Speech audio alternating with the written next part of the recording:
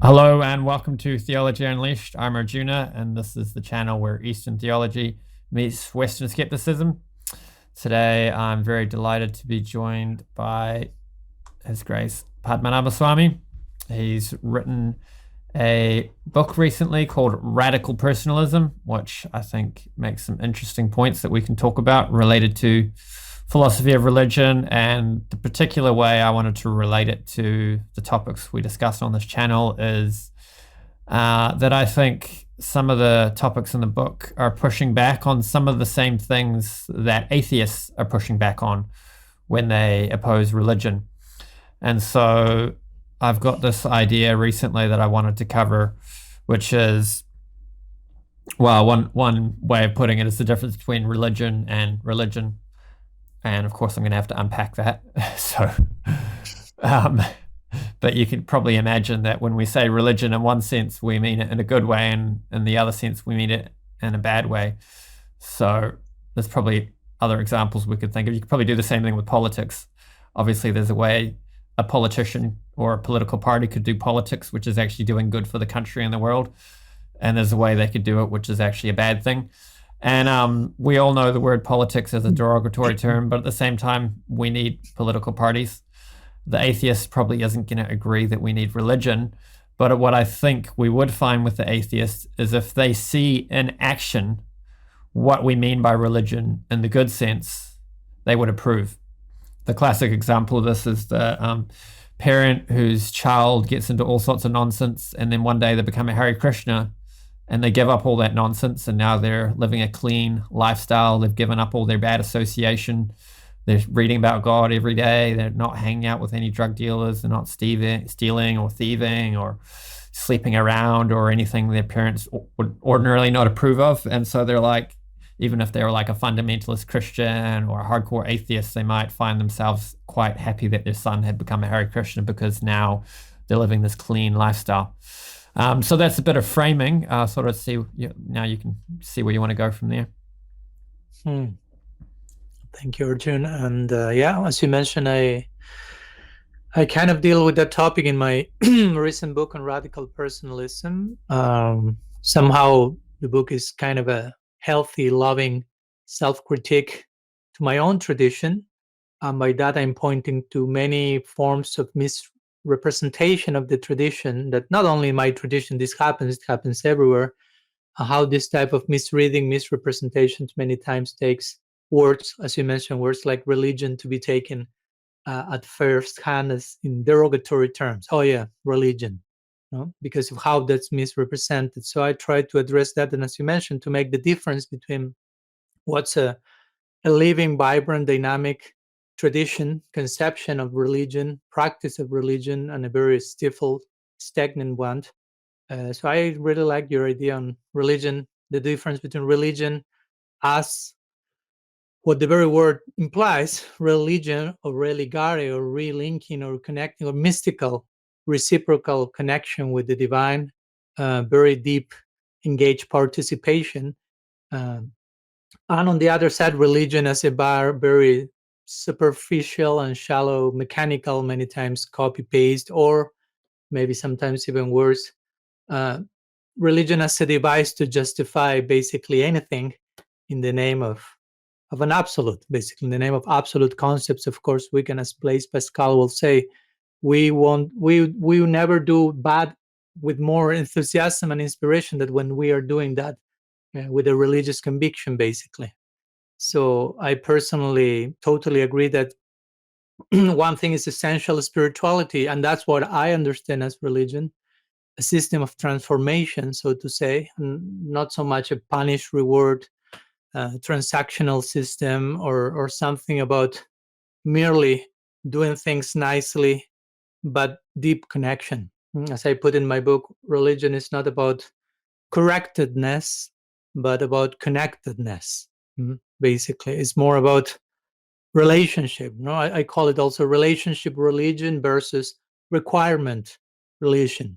When we feel, okay, if I check all these boxes and I do what I'm supposed to do, I'm I'm a good person. I'm a saved person, and of course, this also entails all sorts of problems in terms of elitism, complex, superiority complex, and so on. So I feel that it's very crucial to, as you mentioned, to make a clear distinction between these two meanings of the same word, because again, we use language is such a huge topic, and the way we use words is the way we think, and the way we think is the way we craft our own experience of reality. So many times, if by the word religion we already have a very assumed idea in our minds, probably that will prevent us from contacting the actual substance of religion. And yeah, in that sense, I agree with you, and I agree with the atheists, in one sense, who cannot believe in an unbelievable idea of God, and that's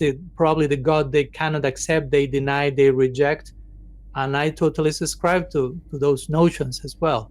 The quote you gave made me think of a quote from Voltaire: "Anyone who can make you believe absurdities can make you commit atrocities." It's not directly related to the topic, but it ties into a lot of things that beliefs can cause a lot of grief in the world. And, this is an objection given to religion that, but if you misunderstand it, it causes so much problems in the world. I think the problem with that as an objection to religion is the same thing is true of pretty much anything. You could take any teaching of anything, misunderstand it, and cause a lot of grief in the world. Like just obvious things that we need in the world, like how to cook a meal. You cook it wrong, you garden wrong, you could create toxic substances in the food that could kill people. You do heart surgery wrong, obviously, so basically so many things in life, there's a balance you have to find, otherwise things don't go well. And why is that a problem if the same is true of religion? When we do get it right, we can see there's benefit, and that much is obvious from looking at the lives of saints and the impact they've had on other people. Yeah, totally agree about that, and about how that criteria applies universally, basically. Like Srila Prabhupada will say, with a knife you can become a serial killer, or you can peel a potato and offer that to God and feed others, so to say. So when we say the word knife, there's no, in one sense, particular connotation. Also, its ideal usage goes in a positive direction. So the same applies to religion. Although again, many of the worst crimes in history have been done in the name of God, and I can understand this heavy baggage of generational trauma, so to say, that's triggered every time the word religion comes. And as I was talking with Father Richard Rohr, Franciscan monk and author, some months ago, he will propose things like, maybe we have to stop using certain words like that have been so much charged with particular meaning throughout history for whatever reasons. Maybe we put a word like God, for example. I mean, he's not against God, of course, but his point was, sometimes we say God, and for many people, so many layers of generational unresolved trauma are triggered. And he said, well, probably we may resort to another word to indicate the exact same reality, but without the triggering. So he extends that to religion and so on. So again, with this, I'm not subscribing to a cause. Let's stop using the word, but let's get the idea behind that proposal, so to say. And if we use the word, let's be careful in how we present that, and as you mentioned, how we represent that, not only in words, but in example. Right. Yeah, that is an interesting point.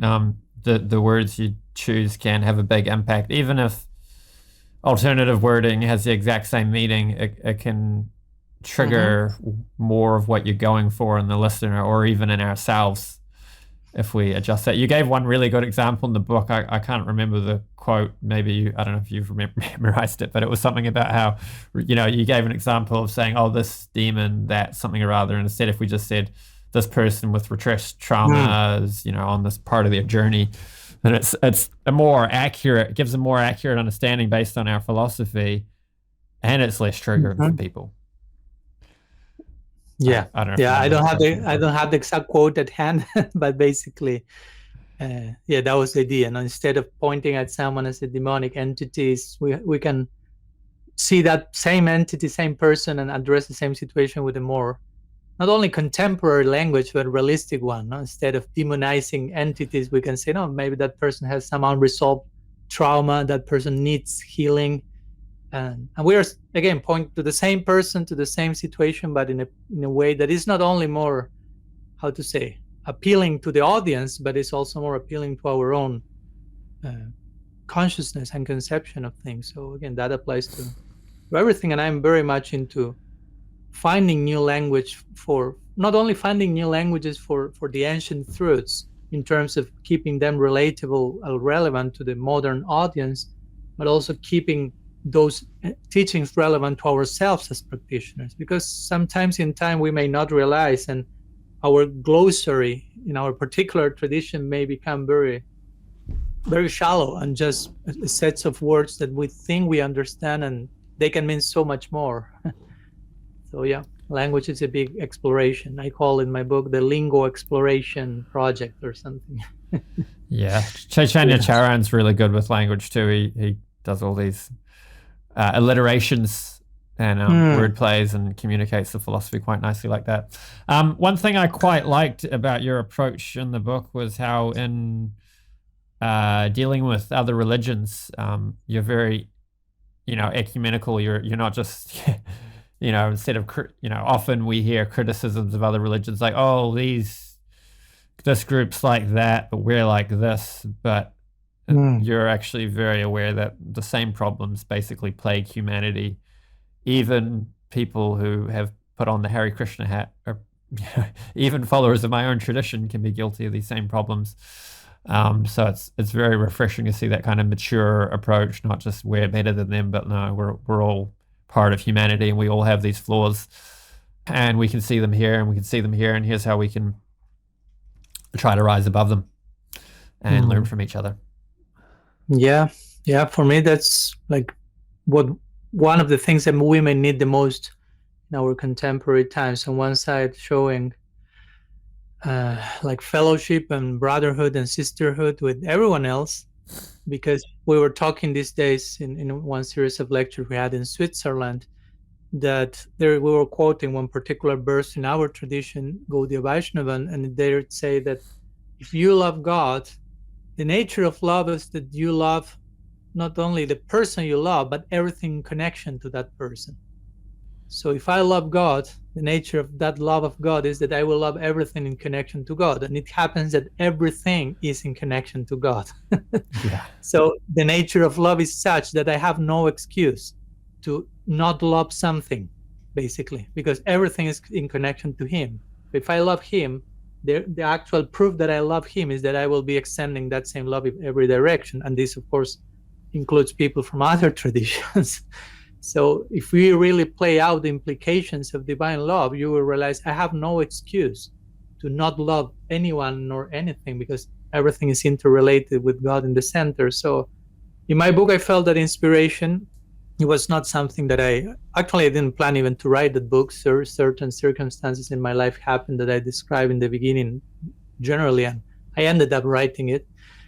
And it happened from that place. Okay, I'm showing deep appreciation for other traditions, and I also showing loving criticism for my own tradition, because sometimes I saw the opposite pattern. Sometimes we only analyze the historical upsides of our tradition, and we put down the downsides of every other tradition. And we present our lineage as completely impolluted and perfect and great in every single sense of the term, and just focus on the negative stuff of others.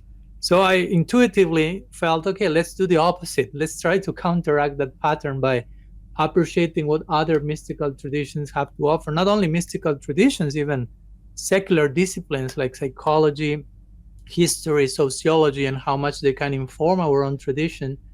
And also let's concentrate with objectivity and affection, concern about the downsides of my own tradition and what we can do to upgrade that condition. So yeah, I really personally feel it's a very important consideration to bear in mind, and I really feel that one can rediscover one's own tradition by visiting other traditions, so to say, by getting, that's my own experience, and that's very clear in our own tradition in books like Brihad Bhagavatamrita, which is very basically the first book written in what we call the Gaudiya Sampradaya, and there we have the main character Gopakumar visiting people from different religious conceptions, we may call different traditions. And he appreciates all of them, even though he reaches his own particular relationship with God. He shows deep veneration and appreciation and nourishes himself from each of them till he reaches his ultimate destiny. So I feel we can integrate so many things from other traditions and make that part of our own experience of our tradition. And at that point, the line between my tradition and other traditions on some level blurs, in the sense that if other tradition, as I put in my book, if other tradition helps me to rediscover my own tradition, how much I can call that other tradition. There are differences for sure. I'm not trying to merge everything into one, but also sometimes we make those differences way more of what they actually are, because there is a very interesting common foundation of so many points between mystical traditions. Yeah. That's interesting. I'd never heard Gopakumar's journey compared to an interfaith exploration. That's how I personally saw it. Because you find you have their Pandavas, Uddhav, Shiva, different people worshiping different facets of God through different somehow practices and methods, and we can rightfully call that a different religion, so to say. Oh yeah, but the Purva-paksha, the alternative objection to that would be, but they're all within the Vedic paradigm. They're not outside of the Vedic paradigm. Okay, no problem, but that's still for me a different religious conception. Yeah, for sure. Of course, it's not a problem. That's my point. And even in more contemporary terms, we find great personalities in our tradition, like Rupa Goswami, he himself interacting with people from other sampradayas or traditions. So, and I quote that in my book and show how Mahaprabhu himself met with Vaishnavas from other traditions. And again, you can say the Vedic paradigm, but still Vedic paradigm is quite open. There are so many portals. For sure. Whenever differences of opinion in terms of philosophy and theology, it's not that we agree on absolutely everything inside the Vedic paradigm. So yeah, my favorite response when people want to call us Hindus and say, "Oh, so you're a Hindu," it's like, that word doesn't mean anything. It's like it's basically identifying someone as a Hindu is basically gives you as much information as identifying them as a non-Hindu would, because the amount of variety of philosophical perspectives you get within the Hindu, or even the Vedic paradigm, is as diverse as what you find outside of it, basically, more or less. Yeah, sometimes I accept the Hindu designation just to begin the conversation, but as an excuse to clarify the very term Hindu, because as you mentioned, to begin with, it's not present in the scriptures, so it's not a scriptural designation that we entertain. But well, of course, if I only say yes, I'm a Hindu, who knows what the person understands for that? Even if someone tells me, "Are you a Hare Krishna or Gaudiya Vaishnava?" I hesitate to say yes, because I don't know what idea that person has in mind. So first I have to ask them, what do you understand by that? And then I will say yes or no and try to clarify, because again, what language and ideas that person may relate to. So right.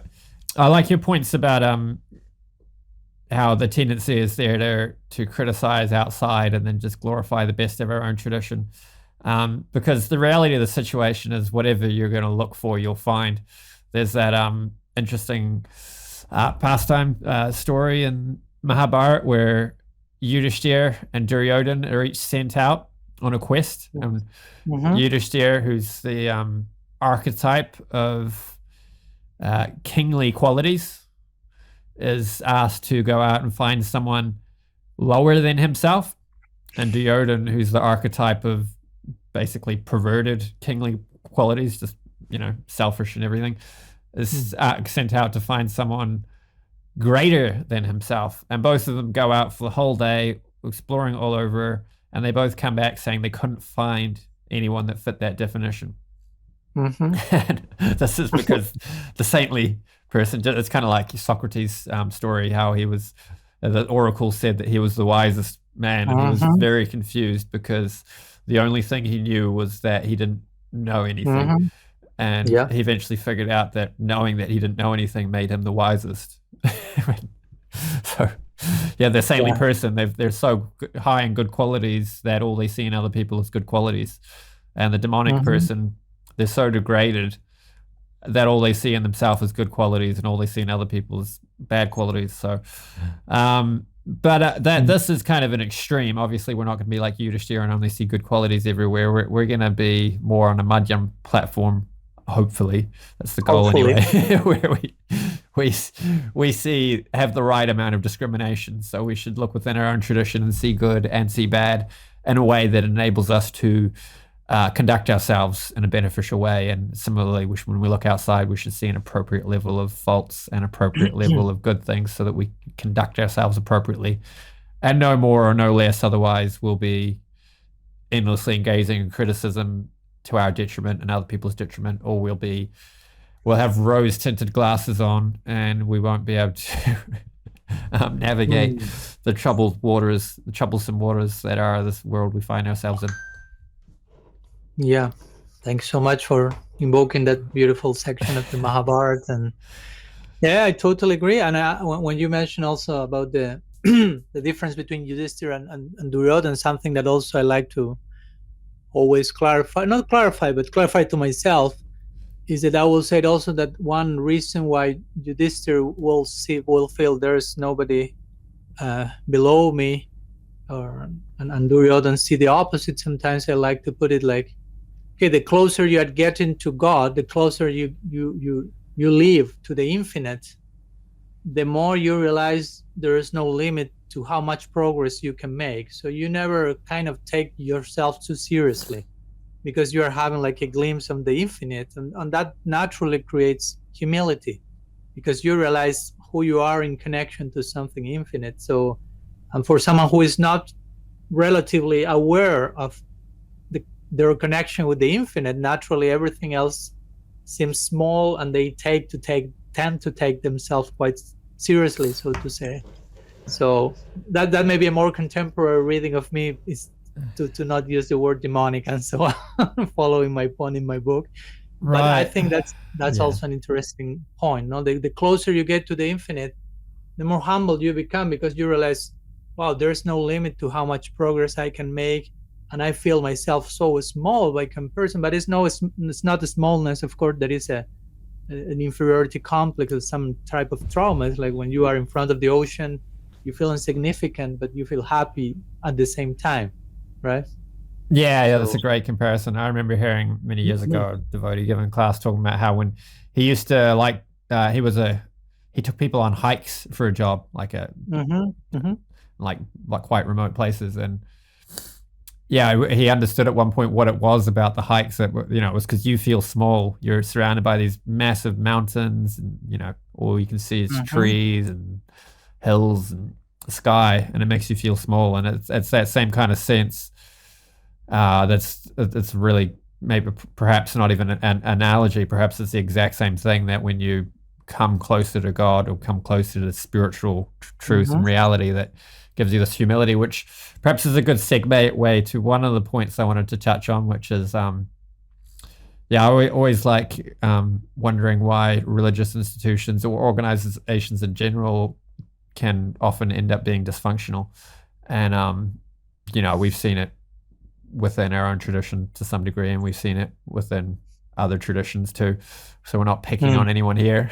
But so yeah, I mentioned in the chat, one of the things we could talk about is you mentioned in the book, this, like you just mentioned now, humility, and what an important quality is and what benefits it brings. And I've noticed, or not humility, vulnerability, which is probably two sides of the same coin. And when you go to like teach, to explain something, and you realize I don't actually understand the subject that well. So then you start speaking to an audience and start explaining it, and you're explaining to the audience how much you don't understand it at the same time, and you're putting questions forward, showing how much you don't understand it. And then, someone in the audience might have an answer, or maybe just while you're speaking, you start thinking of answers. But this kind of like just putting it all out there, just putting it all out to bear, not hiding anything, kind of enables some magic to take place, and people trust you. And so I've noticed in my observation, when I've seen managers who are good, they've always had this kind of vulnerability. You can see sort of some places where they're like, I'm in a BNI chapter, a business networking group, and there's a new leader of the BNI chapter, and she's like, I'm so bad at technology. So glad I've got all you people help, just things like that. It's not like this bravado, like, Putin's probably the classic example of the opposite. Like, I was hearing Russian politics described. There's no vulnerability. There's no there's no weakness. The whole thing is bravado. The leader of this Russian dictatorship setup has to just be the tough man. There's no room for any of that, and it's totally dysfunctional.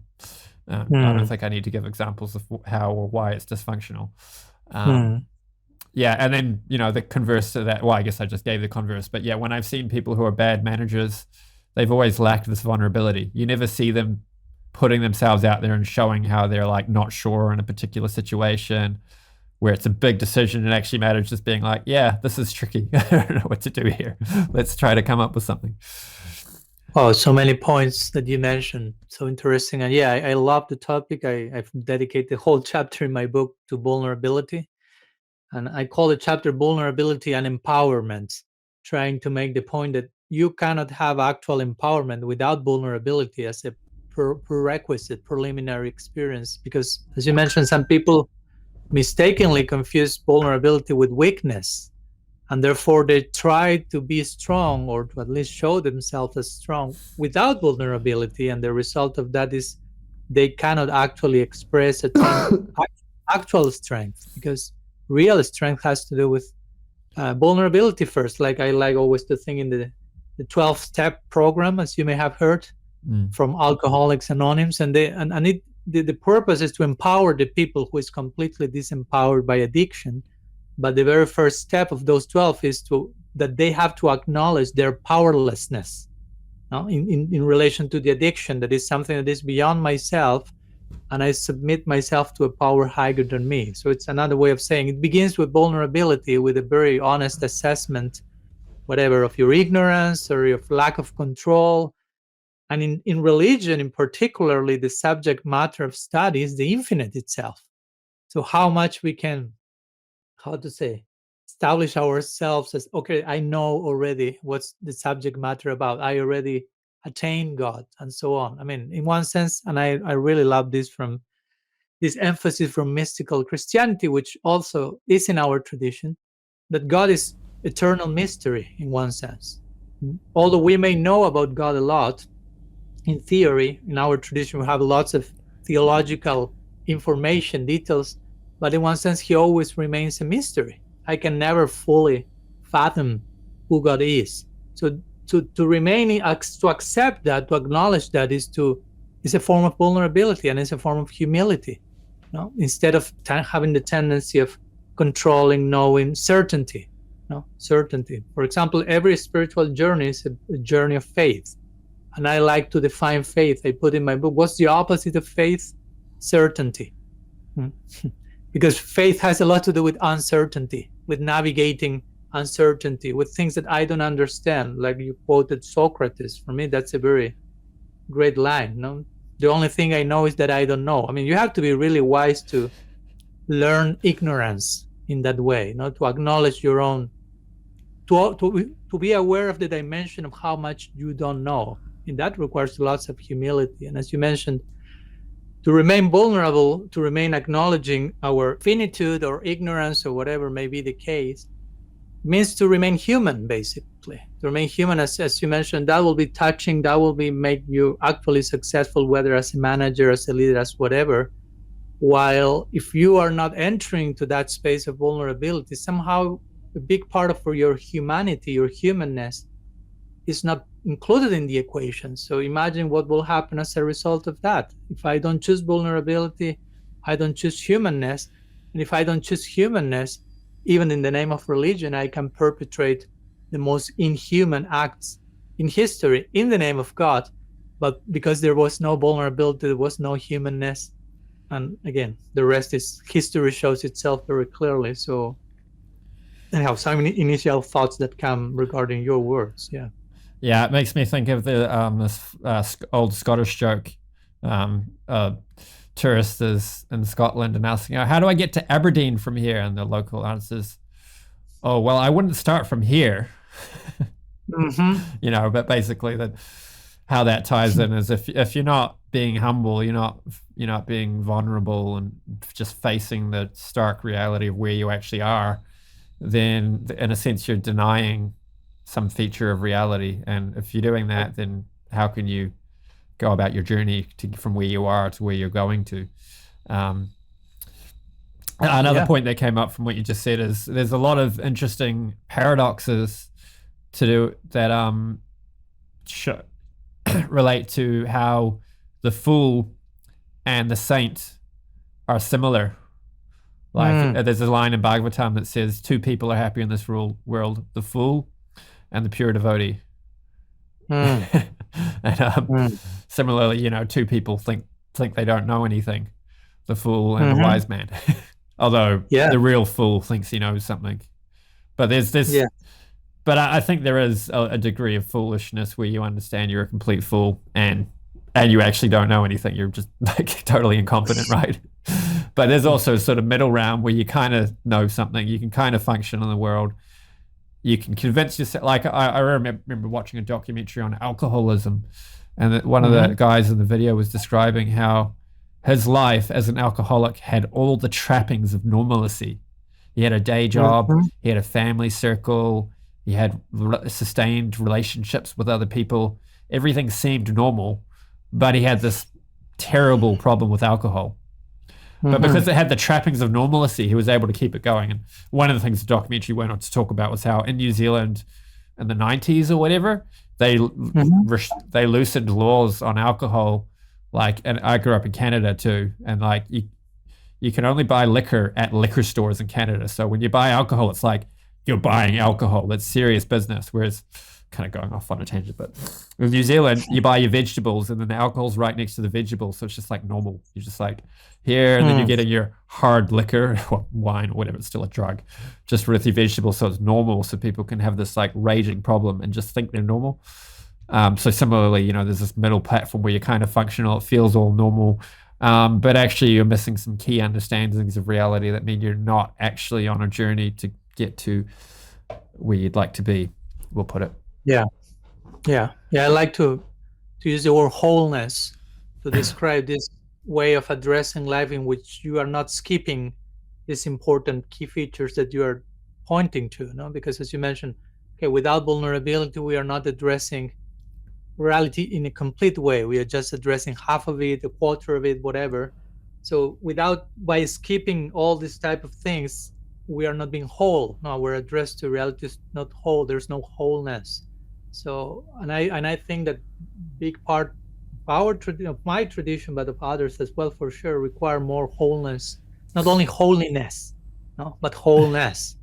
Because we may have an overdose of holiness in terms of narrative and discourse and lofty ideals, but sometimes we need also to be grounded in proper wholeness, and not only like, as I put in my book, sometimes we are too concerned with transcending or ascending, but sometimes we need first to descend, to ground ourselves into wholeness and to address reality on a daily basis in even the so-called most ordinary moments of our daily life with proper integrity and authenticity and wholeness and vulnerability, of course, because as you mentioned, if not, even in the so-called normalcy, how to say, that's a tricky thing with normalcy, because in the so-called normalcy this is one of the famous biases, and I refer to that in my book. I list a few biases that we generally go through without even being aware of that, like complexity bias, conformity bias, so many, and one of them has to do with like overreact to catastrophes, but easily and conveniently miss certain slow erosions of normalcy. Like in the so-called normalcy, we are eroding normalcy, transgressing it a little bit more and a little bit more and a little bit more, and eventually you have a Holocaust or something like that. Oh, right. Yeah, I was just going to give that example. Yes. Yeah, you did something. Oh, people didn't say anything. We can go a little bit more. Not only people, you yourself do not realize that you are gradually getting out of normalcy, so to say, and you ended up with the worst possible thing. But it all begins with some slow erosion of normalcy, so to say. So wholeness for me is very, very crucial to counteract this type of tendencies.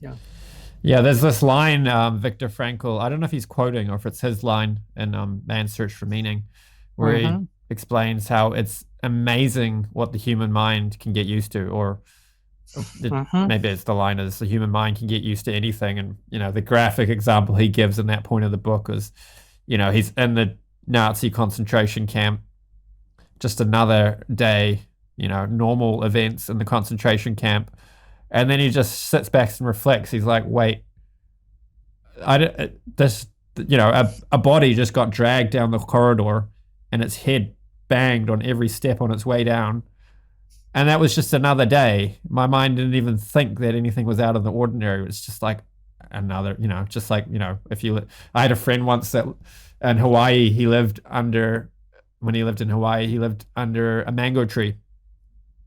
When he had friends, and the mangoes would just fall on the roof, and it was a tin roof, so it was super loud. So we'd have friends over, and they'd be like, "My God, what's happening?"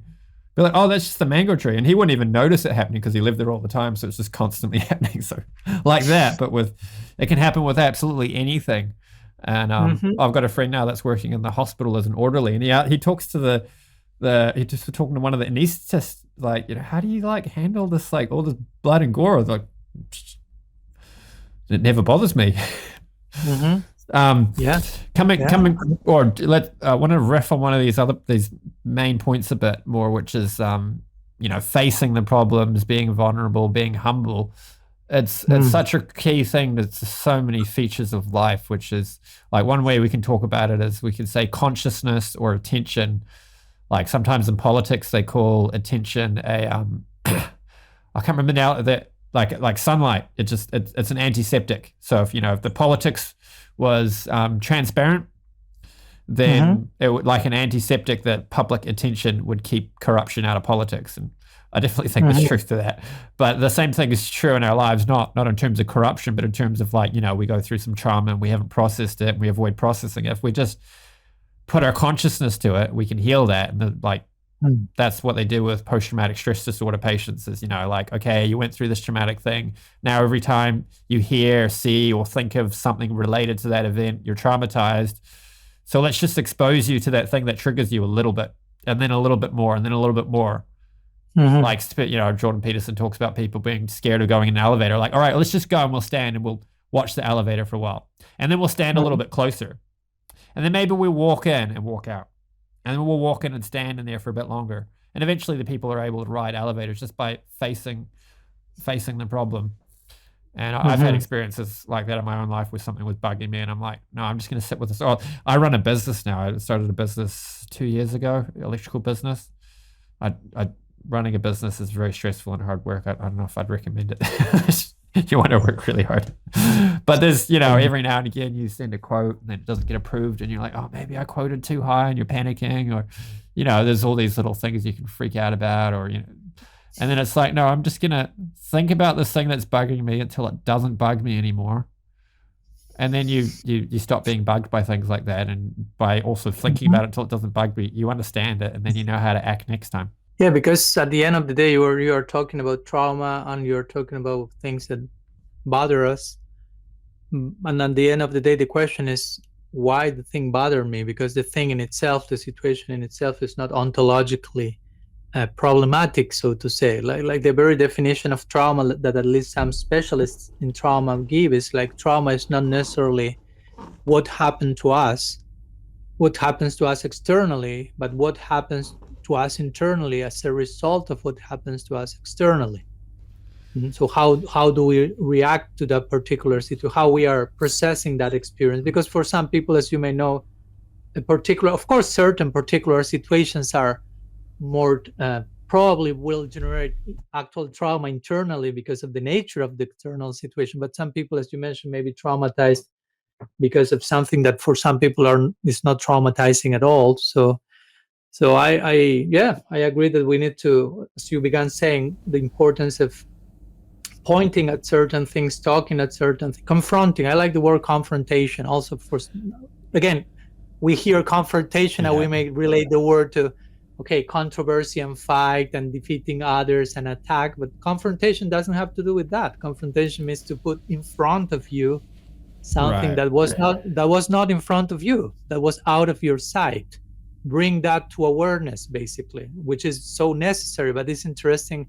Our initial reaction to confrontation is not, I don't want confrontation, because the meaning of the word means something else now. But actually, confrontation means just to bring awareness, shed light on those corners that basically we were not aware of, and work on those things that are in our subconscious, in our shadow, whatever term you would like to use, Jungian terms or whatever, and confront that. And yeah, at least in my recent book, I try to engage in that, of course, personally with myself, and extend that to, and realize, okay, we as a community may need to do in Jungian terms how shadow work. No, we need to explore those unaddressed, unattended sections, and we may need to do family therapy, if you will, as a community. We may need to sit and name and frame and point those things that may be creating some erosion in the faith of its members, confusion, because there are unaddressed issues, unresolved traumas that in time they may become normalized. And sometimes even in the name of religion, that happens in many traditions, you have some generational unresolved trauma that becomes normalized and eventually is passed down as divine revelation. So that's a problem, because everyone frames, labels that, okay, this is mercy, this is love, this is divine revelation. Well, actually it's unresolved trauma, and they receive that as something divine. Well, actually it's something to be addressed and healed. So that's even more tricky, because again, the packaging is holy, so to say, comes in a holy packaging, but the content needs to be redeemed, so to say, healed and addressed. So that can happen a lot in religious traditions as well, and it's important to name that, point that. And I know it's uncomfortable, but we need to bring to the table those inconvenient truths that make us uncomfortable. And the actual question is, why do I feel uncomfortable? If that's the truth, I shouldn't feel uncomfortable, basically, at least in principle. I should celebrate that the truth has been brought to the table, and then try to act accordingly. Yeah. Can you give an example of something like that getting passed down? Yeah, of course. For example, I mentioned that in my book, in a chapter where I talk about the relationship between guru and disciple. So sometimes a guru, and of course, one main point that I make is that in the scriptures, when the guru is being described, he or she, just in case, is described as in its ideal situation. In other words, like if in an encyclopedia I spoke about an apple, I will be speaking about an ideal apple, not about the rotten apple. When you hear a description of an apple, you hear about description of an ideal apple. In the same way, in the scriptures, when you hear a description of the guru, you hear a description of an ideal guru. But sometimes in practice, some people serving in that role of a guru may not be of that highest caliber, and some of them may have some unresolved human issues. And sometimes in the dynamic of being a guru, and sometimes in certain dynamics of the guru-disciple relationship, where it becomes too pyramidal and too hierarchical, which I don't agree with, in that case, the guru is like over, so to say, positioned on a pedestal where everything that comes from that person is absolute and transcendental. And if that person, in that case, again, I'm not saying all gurus are in that situation, but some of those may have unresolved human issues. If you have a leader with unresolved human issues, which at the same time is over idealized and over absolutized, then unresolved human issues will be passed down and processed and received as divine revelation. And it's the unresolved trauma of that person, which is passing further unresolved trauma to the next generation, which already has to deal with their own unresolved trauma. So on top of that, they are receiving more without knowing that it's unresolved trauma. So you can imagine the results of that. I liked the point you're making about confrontation, and I think we can tie that back into faith discussions. I wanted to make this point earlier, but there were so many other things to talk about. So one thing, sometimes interfaith discussions are criticized as not fruitful or not helpful because an approach about them that's taken, which results in that, is let's just find ways that we all agree and ignore all the ways we disagree. That can happen sometimes. I remember hearing Garuda Prabhu, Graham Schwig, talk about this, where he said, no, we should figure out where we disagree first, have that conversation first, and eventually we'll find places we agree. But that's like the sort of confrontation approach of there are differences here, let's discuss them, and inevitably we're going to find we're going to see some commonality, because if we can use the word substance, if we're each getting to the substance of our tradition, like the religion in the good sense, to go back to our main theme here, then if there's any truth to the idea that God exists and he's all loving, that substance is going to be related in some way. So we should find Mhm. something in common. But we're not going to get to the substance if we're just pretending we don't there's no disagreement or anything like that. Yeah. I mean, in my personal case, of course, again, for me, the word confrontation, I mentioned that in my book. I try to describe confrontation and truth telling as a form of intimacy. Like if I'm confronting you, that's actually showing somehow how much I love you, or how much close I would like to be with you. I'm approaching you from that place. So, in the context of interfaith dialogue, I think there is place for confrontation. Again, understanding the word in its proper sense. I will personally, and I have some experience of talking with people from other traditions. I'm also having a podcast that I've started a few months ago on the basis of my book called the Free Radical Podcast. And the first months, I've invited members of my own tradition to talk about, to confront certain topics and try to address them as honestly as possible. But the last month in September, all the guests were from other traditions, so to say, Christian traditions, Sufi traditions. For me, the experience was very great, incredible. And my personal experience, again, was like, I think it's good to establish some common foundation, as you mentioned, on God being, again, loving, and certain aspects that we will agree deeply. And for me, after establishing that foundation, it's healthier, in my experience, again, in my opinion, to go through the differences, and not just like first immediate topic is let's talk about how we differ, but Right. let's create Yeah. a nice foundation of commonality. And on that basis, again, not trying to escape the diversity, but creating first the foundation, and on that basis constructing the temple of diversity, so to say, talking about the diversity, which I will say, when there's proper foundation on unity, or we will call it non-dual foundation, because in our tradition we will say ultimately reality is non-dual. Of course, there are different ways of non-dualism, non-duality, but we have our own. I talked that in my previous episode with you. So when we establish this common non-dual foundation, on that basis we can analyze differences, and the difference can become even ornaments. Not only that differences won't be a problem, but they can also help us appreciate the different ways in which the divine is conceived and approached. As our own teacher Bhaktivinoda Thakur will say, now when I go to a temple or to a mosque or a church from other tradition, and I will feel, oh, how interesting how they are worshiping my Krishna here. And by witnessing the way they worship, although I cannot understand it fully because I have not been trained in this particular way, this type of witnessing of others' form of worship inspires my own worship of my own face of the absolute. No? So in other words, he's saying, if you witness diversity, there is place for being nourished by that. Even if you will disagree on some theological points, as we will for sure, because if not, we wouldn't have different traditions. So, but I think it's important to start with the beginning of a commonality, not like a foundation of what we agree on, because there's a lot to agree on, and we are so expert in jumping to what we differ on and to find differences and conflict. I mean, you have a PhD in that as humans. So I think it's a good discipline.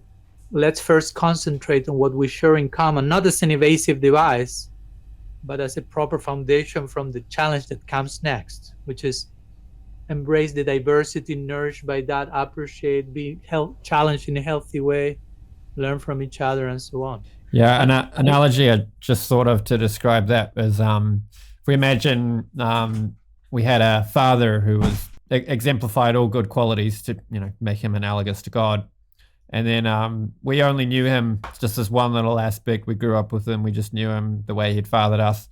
And then one day, he retired, say, and we went to the celebration party, and there were all these people there we'd never met, and all these people, getting up and appreciating him, telling all these stories we'd never heard about aspects of his personality that we didn't know about. And we, going and, perhaps this is something like what's happening when we go and witness other people of other faiths worshiping God in their own way.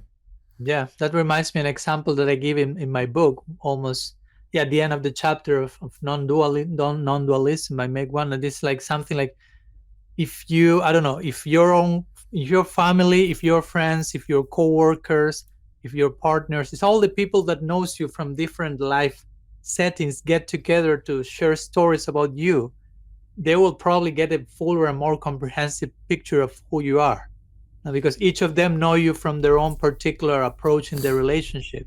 But if they meet all these other people that know you at job, at home, in the temple, in here or there, okay, they will. I mean, it's not that they will be tempted to leave that relationship, so to say. If your wife meets your coworker, she will hear her own perspective of you, and she will get a fuller picture of you. But it's not that, okay, I'm tempted to become my husband's coworker and stop being his wife. No, it doesn't mean that, but it just increases your appreciation. So the same, I will say, the same applies to the divine. And in that connection, I talk with, in this podcast that I'm doing, one of the guests, he will organize like interfaith meetings for decades with Thomas Keating and other Christian mystics. And he will tell me that actually the meetings were not so much about exposing one's belief or theology or philosophy, but mostly talk with each other about their inner experiences in spirituality. Not so much like, okay, my tradition believes this, says that, but talking more like on one-to-one equal level as peers, basically sharing their inner journey. So I appreciated that particular approach to the idea of interfaith dialogue in connection Nice. to Yeah. other forms that sometimes, as you mentioned, may not feel so productive, if you will. I mean, I should say something to address any skeptics that'll be screaming, saying, but there's all these different views contradict one another. They can't all simultaneously be true. And so, of course, we're not affirming the propositional content of all these different religious views, because obviously that would be absurd, because there are, in fact, contradictions. So there's two things I think we're going to want to say. One is, yeah, it's the mood, the relationship. So these people have a relationship with God. That relationship has a particular mood, and that's true. That's something we're affirming. That's a real connection with God, and God appreciates that mood. And we've all got different, just I think the coworker, relative, friends, analogy is perfect.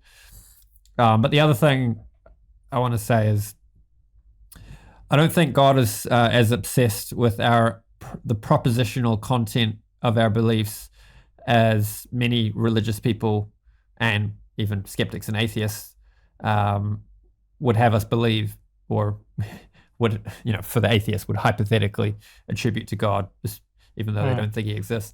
Because, the example, I've talked about this before on the channel, but the example I give is, imagine your child's growing up and, they're like however old, but they just got some bad habit they need to break, or some lesson they really need to learn. And they have some misconception, but that misconception is beneficial because it's going to make them go about things in a way that means they'll actually gain the wisdom they need to learn, and then they'll succeed as an adult. I think any parent who's got any sense would allow their child to persist in that misconception as long as they needed to, if that was what the child needed to gain that wisdom that was going to set them up for success later on. And I think the same is true with religion and God.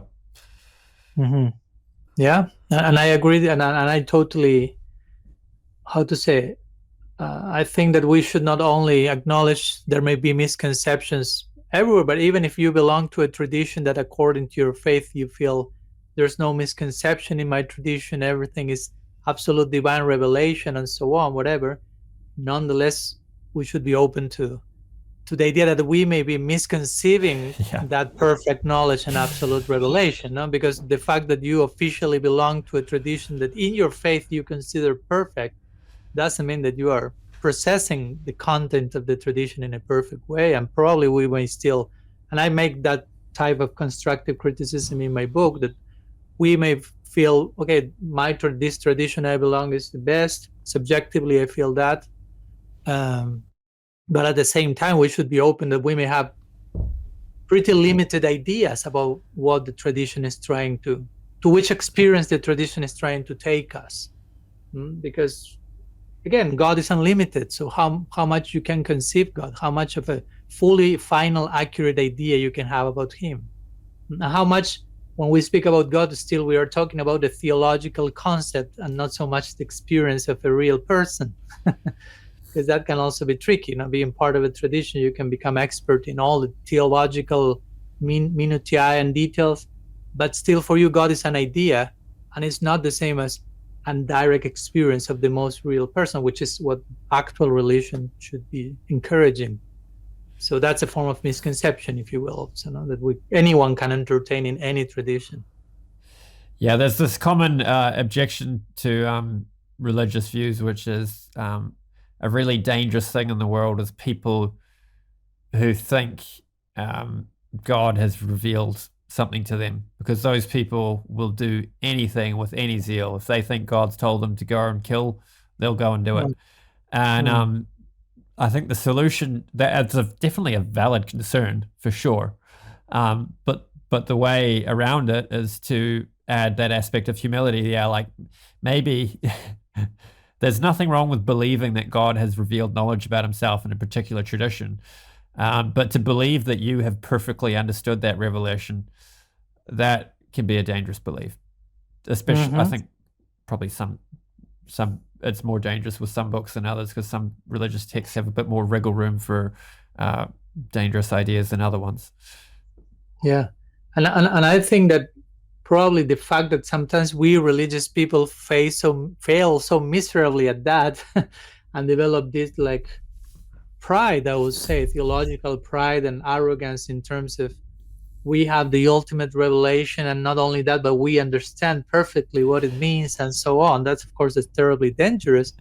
And that makes many other people to really feel repelled by the idea of religion, because on the other side, you have disciplines like science, which in its ideal spirit should be something always open, no?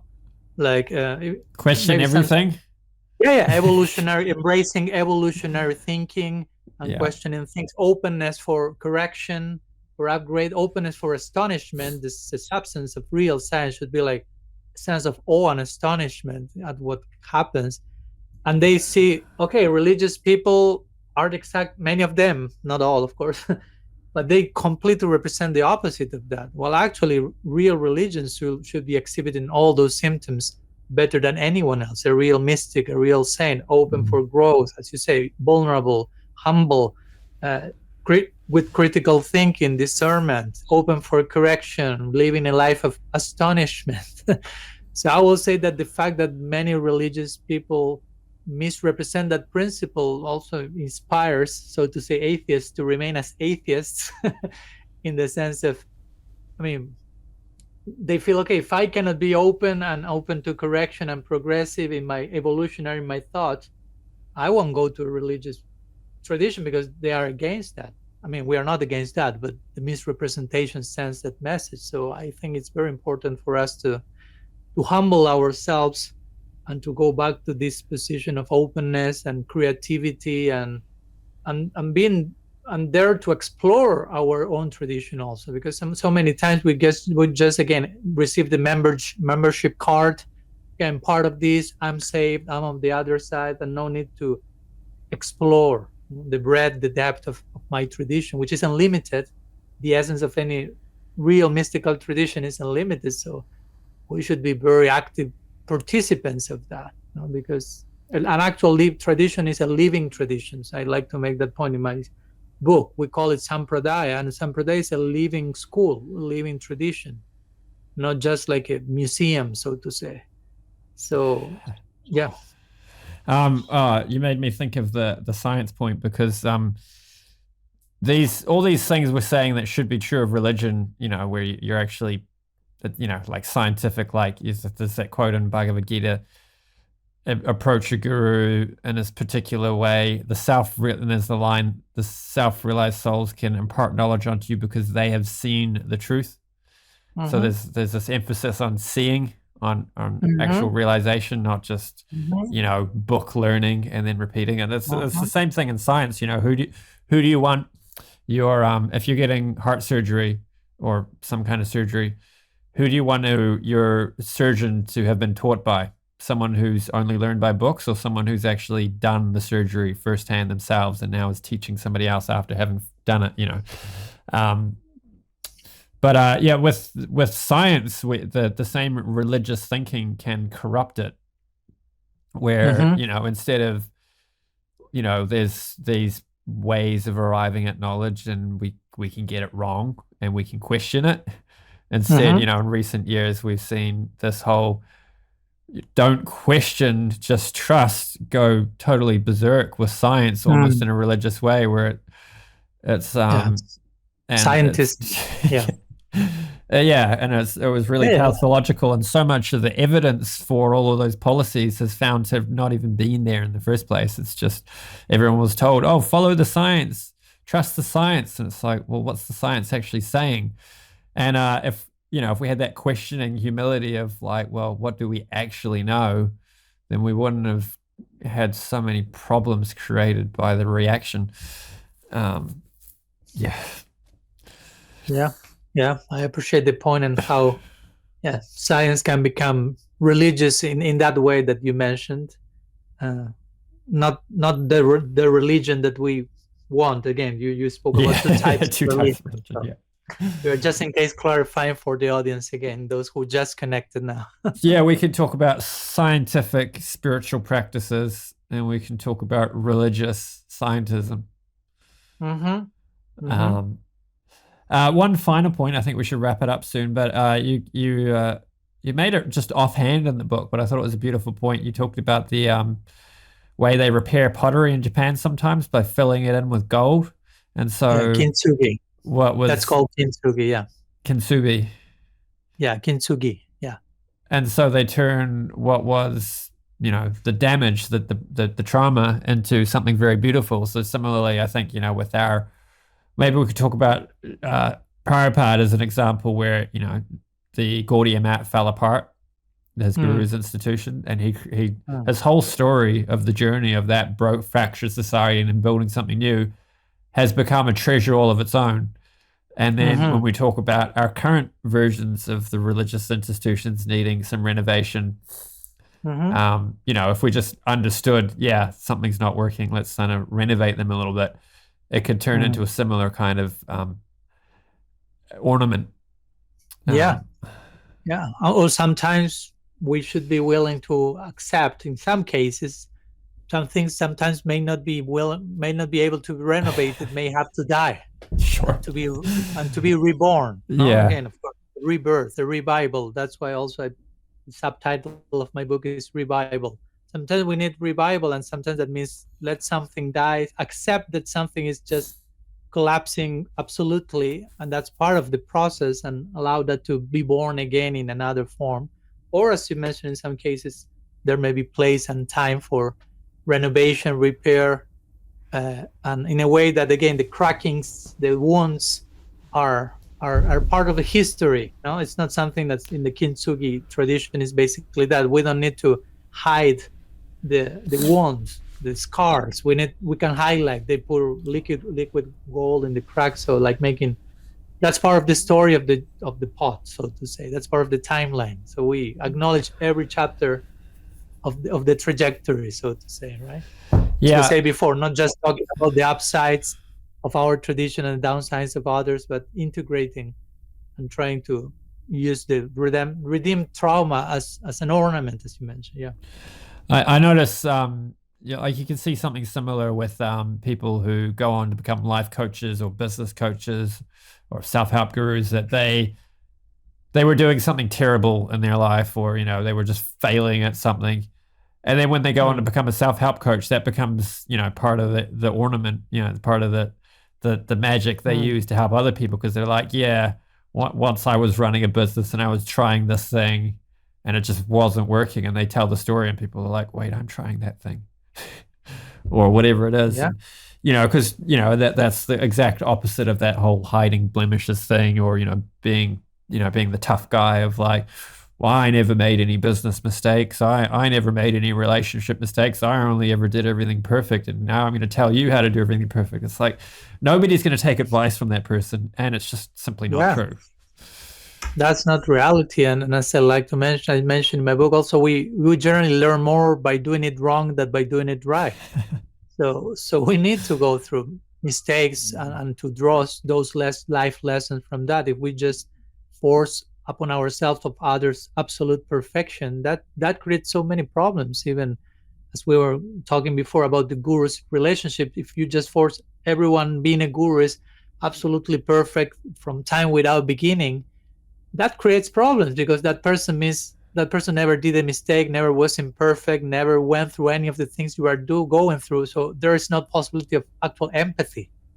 So how much the other person can connect what you are going through and advise you in that connection. So so it's important that we humanize all these things a little bit more and embrace problems and imperfection as part of the equation. I mean, real love, which is the goal of all actual traditions, religious traditions, real love doesn't care for imperfection because the nature of love is unconditional. So that's the point, no? Because if we only want perfection, probably we only want conditional love. Like, I love that person because it's perfect. No, the real challenge of love is to be unconditional. Despite the disaster you may be, I love you, so to say. That's what tradition says, how we are being loved by God at the present moment. We are being loved unconditionally, not conditionally. So, and unconditional love includes imperfection and mistakes and messiness. And I will say that's the exact place from which real spiritual participation starts, from the messiness of our daily so-called ordinary lives, not so much from some extraordinary epiphany that has to happen for me to do something, so to say. Yeah, I mean, I guess this ties into a paradox between institution and love, whereas, what you just described is what love is, and it's very easy to understand that. But then we have this need for institution. Like, we can think of like political movements, which, there's like women's rights movements, and that was a necessary force. And then eventually women get their rights, and this institution needed to exist because it enables all this organization to happen, so much lobbying and so many things. Without it, you wouldn't have had the victories we had for women's rights. But then it turns into this thing where the institution now is trying to justify its own existence because women's rights have been met. So then it becomes, instead of women's rights, they have to move on to the next things because women already have rights, it becomes anti-men. And there's so many other examples we could give of that, or like the exact, say the person who goes through their personal journey and then they're just so authentic with that they become a guru, and then a guru, they get the self-image of being perfect. So they can't possibly make mistakes, but then one day they make a mistake, and that can't be acknowledged because they've got this reputation of being perfect, but they actually did make a mistake, and that there's this problem that comes up because of the reputation and the reality not matching. And the bigger problem sometimes is not the mistake in itself, but the narrative that is invoked to justify the mistake as something else, and that creates further mistakes and further layers of abuse. And sometimes that's very much the problem in many religious traditions, that we do not allow that imperfection to exist, and we try to put makeup on it and justify and sanitize it, so to say. And we need to invoke certain narrative to present that in another way, and that creates another layer of problem, another layer of problem. So we need to acknowledge all those things. And as you mentioned regarding institutions and love, institutions are relative, have their purpose, and sometimes when they no longer serve their purpose, as we mentioned, they may need a reform, and they may need a death and rebirth. So it's important we don't get too much over attached to the glass, but to the content that the glass is supposed to deliver. And if the content is not being delivered, then we have to do something about that, so the real substance continues flowing, so to say.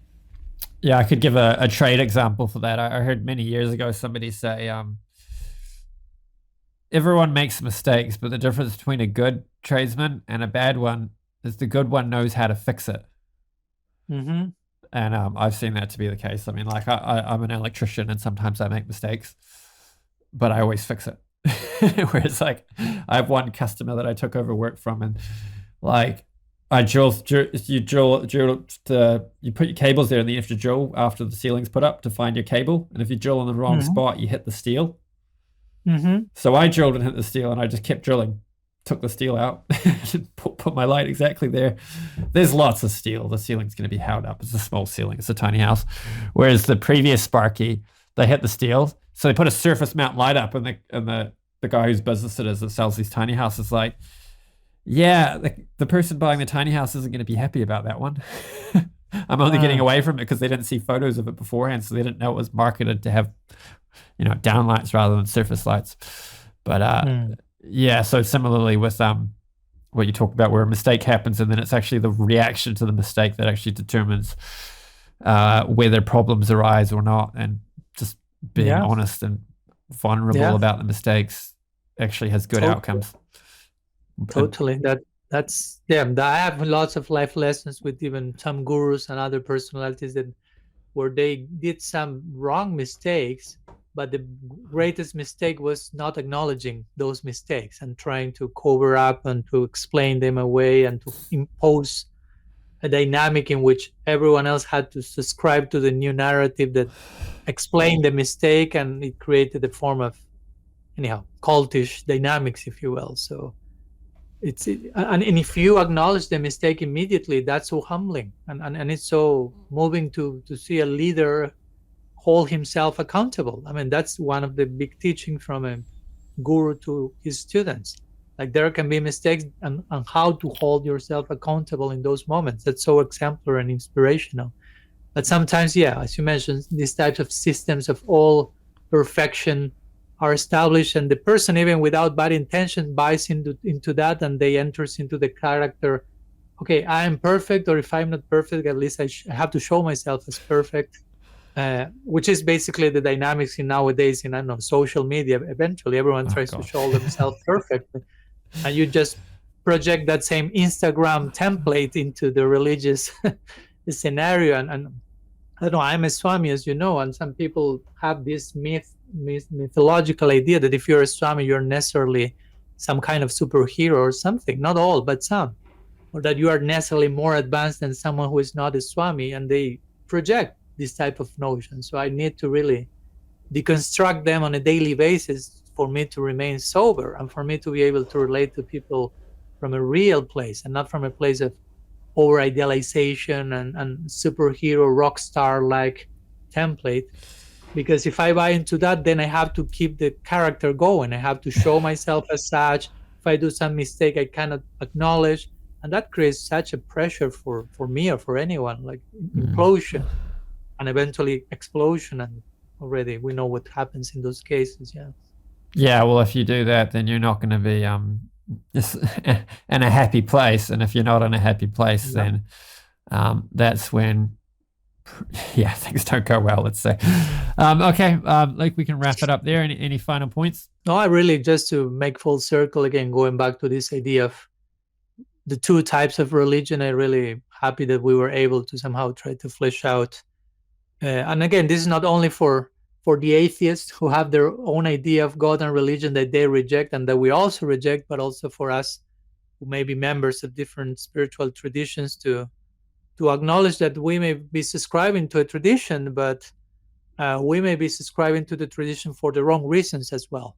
So being part of a tradition and officially say that I believe in God or whatever doesn't mean that I'm still part of that tradition for the right reasons. And I think for whomever wants to really participate in a spiritual tradition, one has to participate for the right reasons. So that's a constant purification of one's motives. That's for me what the spiritual journey is about. So I'm grateful that we were able to explore some of the implications of all of this. So thanks for the invitation. Cool. Yeah, thank you. It was a pleasure. Yeah.